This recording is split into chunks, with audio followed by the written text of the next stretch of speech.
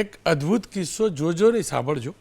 કિસ્સો એ છે કે ખેડાના માતર તાલુકાના ખેડૂતો સિંચાઈના પાણી માટે રજૂઆત કરે છે, આક્રમક છે, તકલીફ પર છે. કલેક્ટર કચેરીમાં આવેદનપત્ર આપવા ગયા. ખેડૂતો મહી સિંચાઈ કચેરીમાં ઉગ્ર રજૂઆત કરી.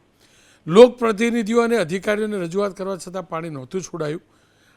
અને આ આંદોલનમાં ખેડા જિલ્લા ભાજપના ભારતીય જનતા પક્ષ શાસક પક્ષ, પંચાયત પણ ભાજપની જ છે. ખેડા જિલ્લા ભાજપના પૂર્વ ઉપપ્રમુખ ચંદ્રેશ પટેલ પણ હતા.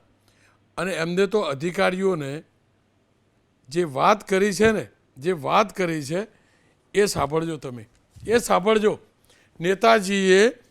નેતાજીએ અધિકારીઓને શું કહ્યું? ભારતીય જનતા પક્ષના ખેડાના પૂર્વ ઉપપ્રમુખ શ્રી, જિલ્લા ઉપપ્રમુખ શ્રીએ કેવી ચીમકી આપીને સાંભળજો.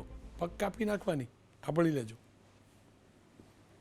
પણ અધિકારી મનમાની કરી અને જો એ વિસ્તારમાં આવ્યો અને કશું પણ થયું ને તો ટાંગા અંદર ડાયરેક્ટ દબાઈ જશે. એ ઘડીએ કોઈ જવાબદાર નહીં હોય. આ તમને ખુલ્લી ચાલે. કાલથી 2 દિવસ તમારી જોડે અલ્ટિમેટમ છે. 3જા દિવસે પરિયેજ પાણી પુરવઠા યોજના બંધ. આ મારી ખાતરી છાતી ઠોકીને કહું છું. ચંદ્રેશ કુમાર કનુભાઈ પટેલ એની પર આકાર કરી તમે કરી શકો છો. આ મીડિયાના સમજ કહું છું, કોઈ બીજાની અંદર નહીં કહેતો. એટલે મહેરબાની કરી તમારી ઓથોરિટી છે. તમે એક તો બાજુ પર નર્મદા, એક બાજુ કહો છો મહી સિંચાઈ યોજના. એટલે અમારે તાલીઓ પાડવાની, એમ હાથ ખરવાના. અમારે તો પાણી જોઈએ. અમે હવે ભૂખ્યા થયા છે. પાણી નહીં મળે તો અમે ગમે તે અનશને કરીશું અને મારવાનું હશે તો મારવા પણ બેસીશું.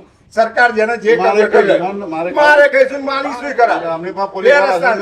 અરે એમની જોડે છો ને સરકાર આખી દોડતી થઈ જાય. કોઈ હત્યાવીમાં નહીં આવ્યા બધા. હત્યાવીમાં ભીખ માંગવા તમારા લોકો કેવું પડશે કે જોજો પેલા અહીંયા આગળ આમ છે. તે ઘડે અમે કહીશું કે તમે કઈ બાજુ આવશે.